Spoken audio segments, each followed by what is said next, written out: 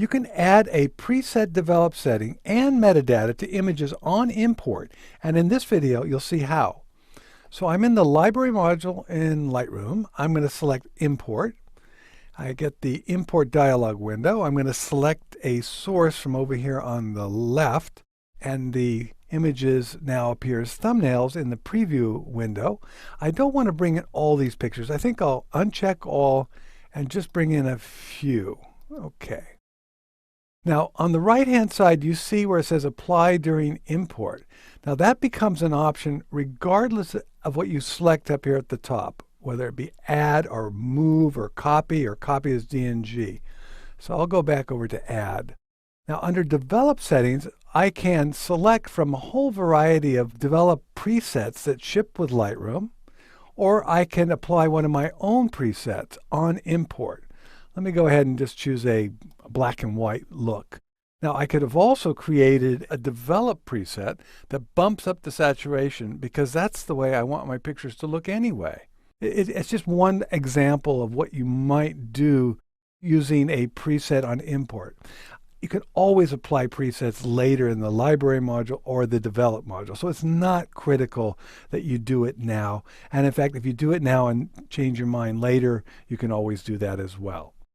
Okay, so once I have that selected, let me move down to the metadata choices.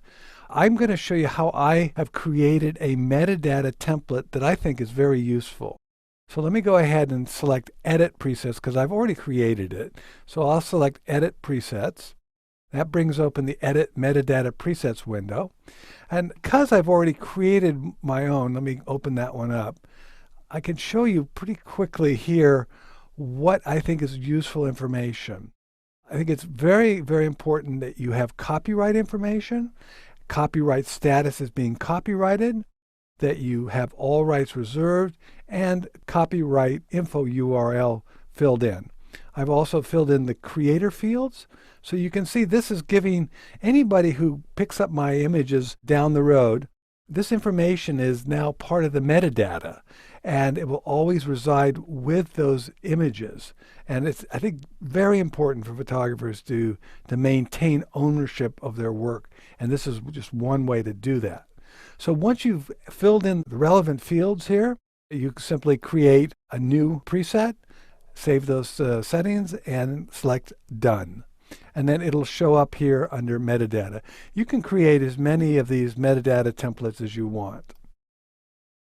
Now, as far as keywords go, you can type in a keyword here, and that will be applied to all the images on the import.